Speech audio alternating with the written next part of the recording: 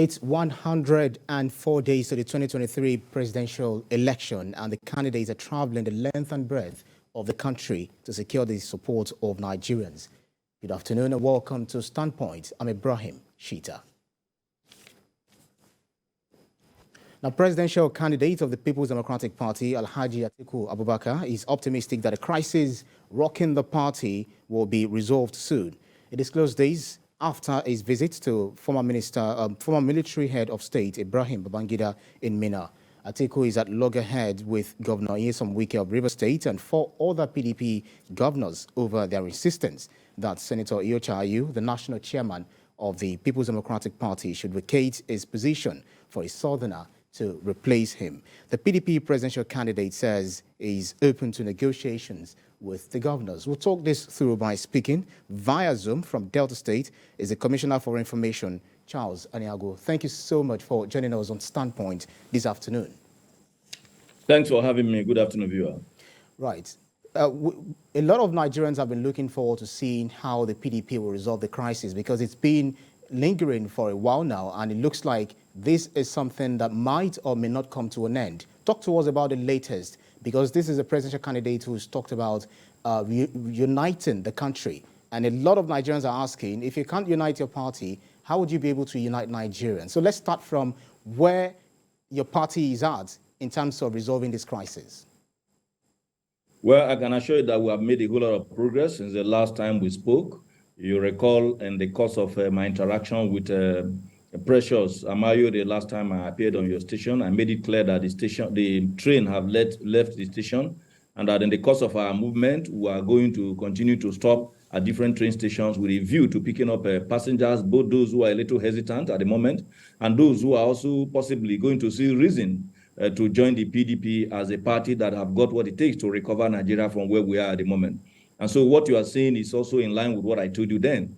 We have also made it clear that, as the name of the party implies, People's Democratic Party, that it's about people, it's about individuals, just like it is in democracy, having plural views.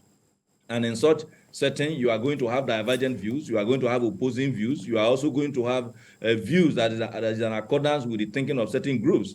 And that what makes democracy tick is not even much of good governance, but it's about the fact that individuals are very, very free to ventilate both their grievances and, of course, express themselves freely in any democratic setting. That's the difference between democracy and other forms of government. And so what is at play in the PDP is that principle of democracy where plural view is well tolerated. So these other leaders of the party who have also contributed immensely to the growth of the party, somehow along the line, had what looked like a divergent view. And the principal at the moment, Atiku Abubakar, who is the leader of our party, being the presidential candidate of the party, do agree with a number of issues that I have raised. I've also made it clear that the only point of difference is the timeline, that in terms of asking the position of the chairman to move from the north to the south, that nobody is opposed to it. But what we're saying is that we need to do it at the right time so that we do not inflict injury on our desire to be able to reclaim the mandate which we lost in 2015 and bring back Nigeria to winning ways, because the last 7.5 years have been very, very excruciating for most Nigerians. And PDP being the only national party with a national spread across the 774 local government and indeed across the 36 states of the Federation and the Federal Capital Territory, is the only party that have got what it takes to be able to bring back Nigeria to winning ways. And so we don't have any challenge. We are happy that a number of other well-meaning Nigerians are coming in with a view to impress it upon our governors to see the need for us to move in one direction. We have also said that our desire to move in one direction is not for the purpose of just winning election. It is for the purpose of bringing back Nigeria together, because in the last 7.5 years, our diversity have received a very, very dirty blow. And the bruises are very, very visible across the length and breadth of this country because of the mismanagement of our diversity by the All Progressive Congress. About what we're going to do as a party that understands that in unity and in diversity, we're able to come together, just as it is in our old national anthem, which says that though tribe and tongue may differ, but in brotherhood we stand. The Atiku Okowa ticket is that ticket that is going to bring back that brotherhood. Where when you see a man from far Yobe, he will be able to look at his brother from Bayelsa as his fellow Nigerian, and not a question of saying that I am from Eda Fulani or that I'm from any other ethnic groups, or possibly to say that, yes, you are Ijo, and then in which case the ethnic groups will fall to the back, take the back seat, while Nigeria will occupy the top of the table. And that's what the Atiku Okowa ticket is going to bring back to this country. So well, it remains to be seen how that is going to be realistic. But then the former President Goodluck Jonathan was actually touted to wading into these crises of the PDP. But then he said that the G5 governors are not working for him, that they are not doing his bidding, that he has no grudge with former Vice President Atiku Abubakar. Talk to us about this. What is the stance of former President Goodluck Jonathan? At the time when the APC primaries was on, it was as if he was going to contest until later on where we didn't see him contest. So where exactly is he on this matter? If you are used to enjoying pounded yam, you will notice that as you approach the bowl, you will notice that the more you approach the pounded yam, the possibility of seeing some seed in that where pounded yam is possible. And so what that means is that as we make progress in our democratic joining, the individuals will begin to see the need to engage in certain form of alignment and realignment. At the beginning, just as it is now, there are individuals who will begin to look at the different options as to who are those coming on board. What is their possibility? How much reach do they have across the length and breadth of this country? We are made up of 36 states, created in the course of time after our independence. And these 36 states possibly is peopled by different ethnic groups that may have different persuasion in either political, religious, or otherwise. And so the previous leaders, inclusive of Jonathan, may have been able to sit back to look at those who are taking a shot at the #1 seat in the country. And then they are able to put them together. Whether we like it or not, there are 4 front runners at the moment. Talking about Atiku Abubakar, Asiwaju of Lagos, the Kwakwasu of Kano, and of course, our brother Peter Obi from the Southeast. Any sane Nigeria at the moment will now have to look at these individuals, look at them from who they are as persons, look at them from the parties they operate in, look at the ability to be able to unite Nigerians. The issues at stake for the president is not just one. A president should be able to somehow cut across the different regions. And so you must put so many things on the table because it's just like somebody who is going to be engaged in a 9-unit course. If he's very, very intelligent in one particular course, that course is not going to save him to be able to cross over. He needs to be able to have credit points in a number of those courses. That is what a president in the case of Nigeria should look like. So these former leaders may have been able to sit back, look at these different candidates, who is likely going to be able to go into exam that in this particular course, different course like we did when we wrote our WAEC, you have about 9 subjects, and then you have different points that is attached to these different subjects. And at the end of the day, if you are too good in English and you are bad in mathematics, you are not likely going to gain admission in any university.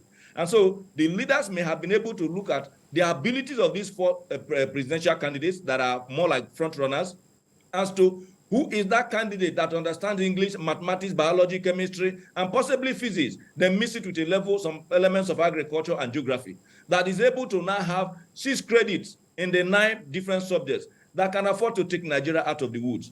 Not a question of the one that could possibly score 100% in mathematics and score 0 in the other subjects. In taking a look at that, then they cannot begin to engage in some form of realignment. And I can assure you that in all this, Atiku Abubakar stands very, very tall, far above the other candidates, because he's that candidate that has got a number of credit points in that exam. So that may have explained the position you are saying now with respect to former leaders who understand this country in and out. That has not effectively answered the question as to where the former President Goodluck Jonathan stands, because we know that some time ago, or looking at the politics of things, he probably is not in good terms with former Vice President Atiku Abubakar. And a lot of Nigerians are actually wondering, okay, fine, it could be an elder statesman, but then where does his sympathy lie? Does it lie with the former Vice President Atiku Abubakar, or is it looking elsewhere? Being a former member, or being a member, last time we checked, a member of your party. Now, let me first of all correct the impression you just created. Neither the former President Goodluck Jonathan nor the former Vice President Atiku Abubakar ever told you that they are not in talking terms. So when you say that they are not in good terms, I wouldn't know where you got that information from. Perhaps that is just within the imagination of those who may have speculated it before you, or possibly you just want to put it across. What I told you, it is not my making. It's there in the media. It's there everywhere to read. I said both of them, none of them, neither of them, except you have to read it for me to say where Atiku told you Jonathan is my enemy, or where Jonathan told you Atiku is my enemy. I want to see that. Now, what I said, in case you don't understand, is that individuals at the beginning may have been able to maintain certain positions. And as the race continues, they now begin to examine what are those possibilities of who can solve the many problems that confront us today as a country. The 4 front runners I mentioned to you are persons that are very well known to both former leaders and a host of other Nigerians today, including the youths. And so as we make progress, just like the analysis I gave you with the pandemic, you begin to see the need to engage in realignment. You said the former president, Goodluck Jonathan, may have shown some level of body language in a particular direction. And that now, what you are seeing is looking as if it's moving in another direction.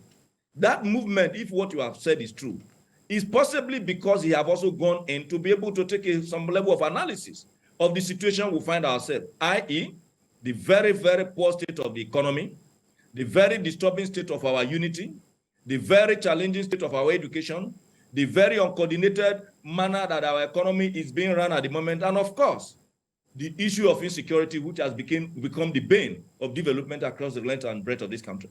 And so if anybody is engaged in realignment, or that those who are agreed and are seeing the need for them to come to the round table for the purpose of dialogue, it is possible that they have done all this. So there's nothing wrong. Whether the former vice president is now coming, former president, have now seen the need to move wholly with his former party. Don't forget, it was on the platform of the PDP that Goodluck Ebele Jonathan became a deputy governor. It was on the platform of the PDP that he became a governor.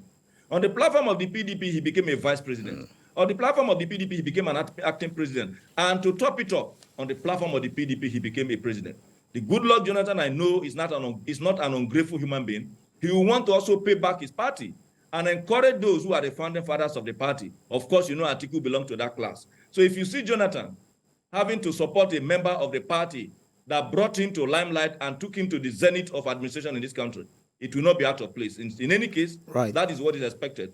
And to round it up on this particular aspect, it will be in the interest of every Nigerian to see that the PDP survives, because today the PDP is the GOP in Nigeria. That's the good old party, where if indeed we are in search of party ideology, we will need to take steps to ensure that parties survive, and not just that we continue to have new parties and at the end of the day, we continue to rise and fall, rise and fall. Let us begin to move in a direction that will not have parties that stand for the purpose of enduring right, ideology that will endure the course of time. Mr. Aniagwu, well, the former Vice President Atiku Abubakar, that's the candidate of your party, actually met with the former head of state, Ibrahim Badamasi Babangida, where he said that the crisis within the party will be resolved soon. Would you like to bring us up to the minute information or the update as regards this, the former head of state wading into this crisis? How far has it gone? What that tells you is that everybody in the party, particularly the leadership of the party at the moment, is very much interested in having a united front. I've also made it clear in the course of this conversation that what we are doing is not just a case of having to unite members of the party just to win election. That Atiku is desirous of moving with all Nigerians, even those who are not within the party, because it's very, very clear on one of his agenda, in the 5-point agenda, which is to unify our country, that unity, lack of unity, has caused us a whole lot of problems in this country, including the economic challenges we have, including the security challenges that we have, including our inability to address many things that we needed to address.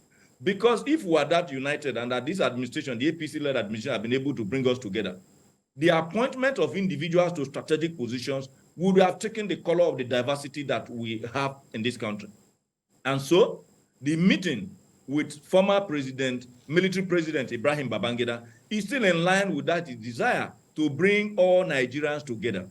Atiku have also said that when by the grace of God he wins and becomes the president of this country, that he's going to form a government of national unity.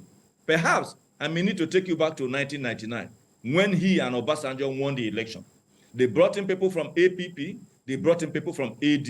You recall Bola Ige of blessed memory, and a host of other persons who were in the other political parties. They brought them on board for the purpose of having a Nigerian government and not a sectional government. So the meeting that you are seeing is in furtherance of the desire of the stoppage of our train that have left the station to begin to pick up passengers as we make progress. And that's what you saw in that meeting with the former military president.